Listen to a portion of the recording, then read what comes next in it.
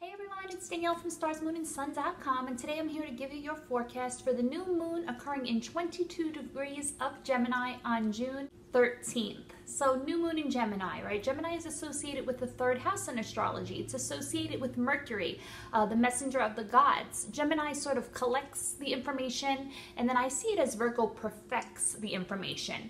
But in any regard, we want to put our intentions out regarding communication, effective communication, improved communication, better communication with others.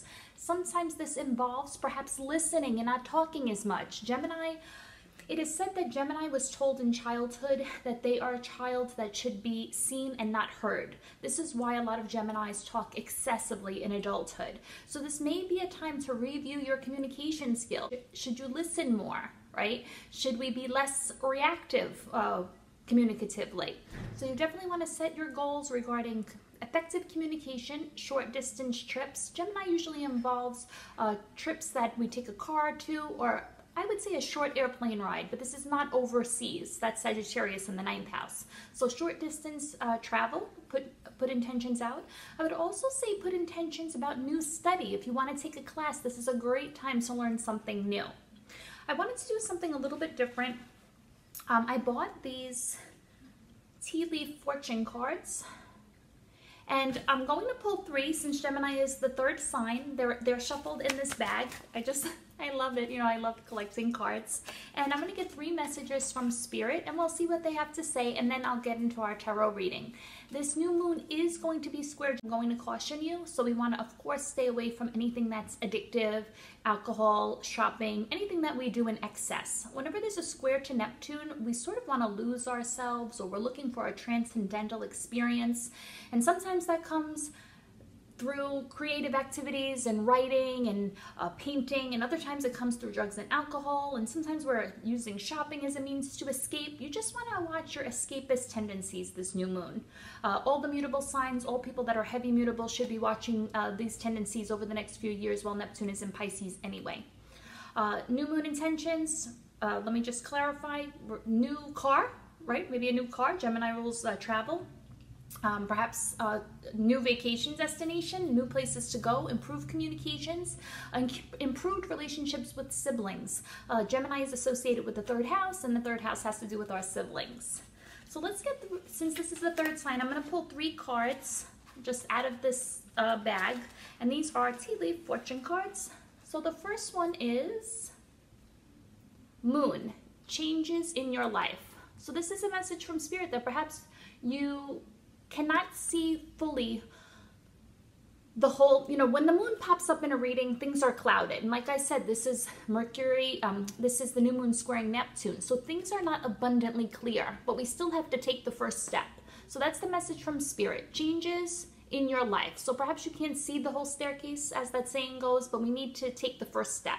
So take your first step. If you have a new idea, if you have a new way of living, if you have new concepts, whatever it is that's new, whatever you're feeling inspired to change, take the first step. This is a new moon. This is for new beginnings. Then I'll pull a second message. Camel, persevere and you will overcome problems, right? So camel, sticking it out, knowing what to let go of, knowing what to hold on to. There's a weird dichotomy here, right? Because we need to make some changes, but that doesn't mean we throw the bath out with the baby out with the bath water. So reflecting on the changes, but also knowing what we have to hold on to. We're not going to throw everything out and start from scratch.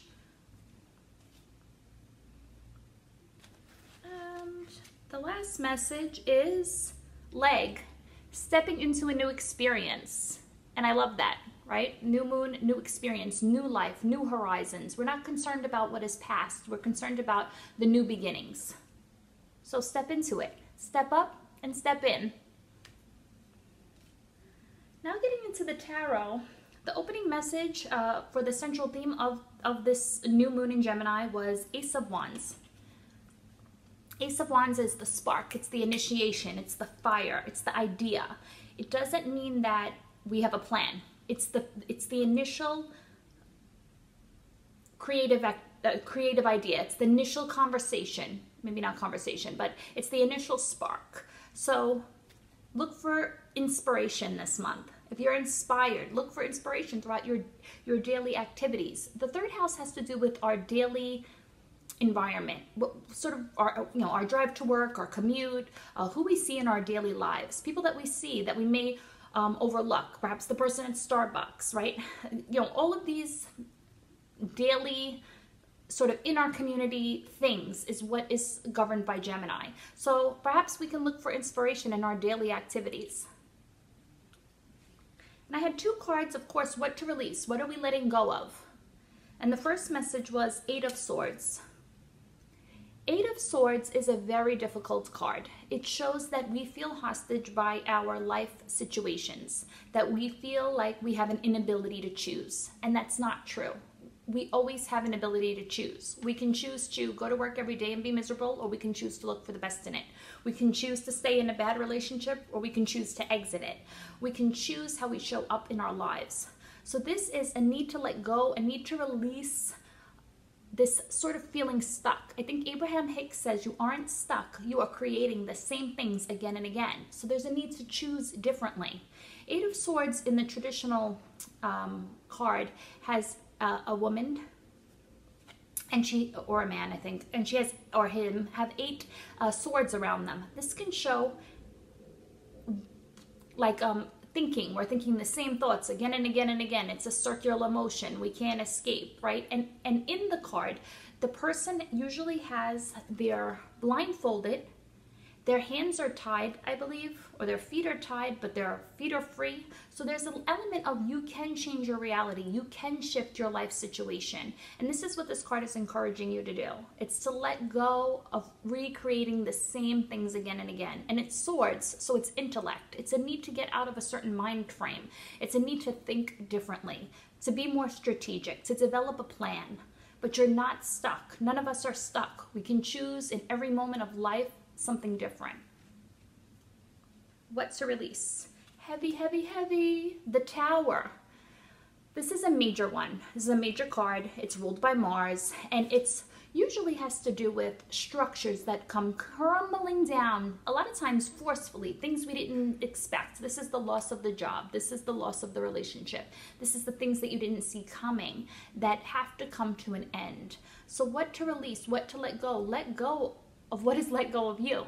Let go of the things that no longer fulfill you, that no longer fill you with happiness, the things that don't inspire you, that don't make you feel well, right? Letting go. Letting go of things that need to be let go of. We all know what we need to let go of, right? We know that. The first thing that comes in your minds, that's what it is. You have to let go, you have to transform, you have to change. Remember, in the beginning message, we had changes are coming, a new opportunity is coming. So step into those new opportunities and release everything that is falling away. Just let it fall, let it go, let it die. Stop breathing life into dead situations. What to embrace? What should we be walking towards this new moon in Gemini? And it's Five of Pentacles. Five of Pentacles is the two people usually that are outside the church, and they're, I'm going to say, spiritually, emotionally, and financially impoverished. They're cast out, they're in the cold, right? Five of Pentacles, they're walking along, and it signifies that there's help inside the church. But we don't know on the card if the two people are going to go in the church and get the help, or they're just going to stay spiritually, internally, and financially impoverished. So when I see this in what to embrace, what should we be reaching for? There's a need to go into the church, to go into wherever, to go into ourselves and get the help that we need. No more feeling spiritually impoverished. No more being stuck by your financial situations if they're on the negative end. Go to where you need to go to get assistance.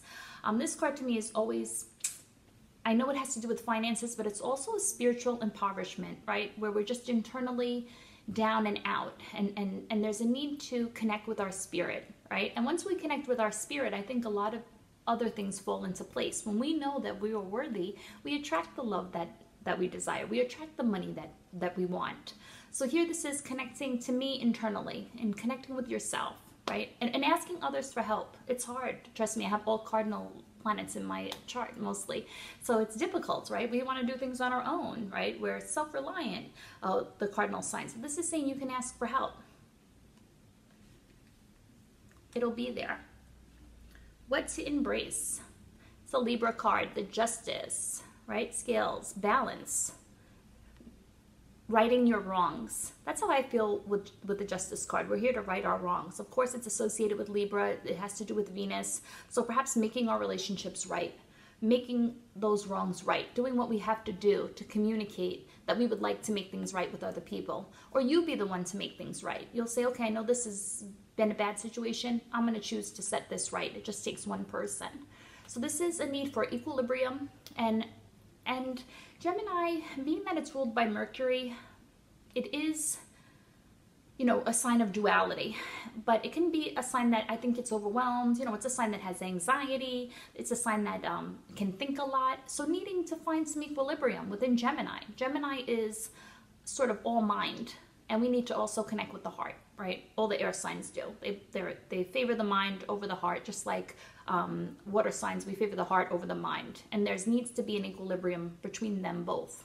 They all apply, the heart and the mind. We can't use one without the other. So to me, that's the message of what to embrace.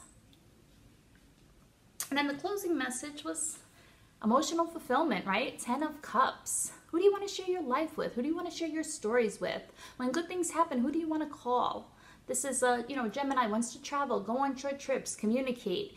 Gemini is associated with the Lovers card, right? Because it's a choice, and it also has to do with the woman and the man, or the masculine and the feminine, the duality of life. Who do you want to share your life with? I think these are some things we can ponder. What does emotional fulfillment look like to us? What does it feel like? What does it look like? And how can we get there? So new moon in Gemini, lots of great things happening. I love a new moon. It's my favorite time. You know the deal. Intentions, set them. New trips, new study, new learning, new communication, improve relationships with siblings. And let me know. I'm available for readings. Reach out to me on my Etsy shop.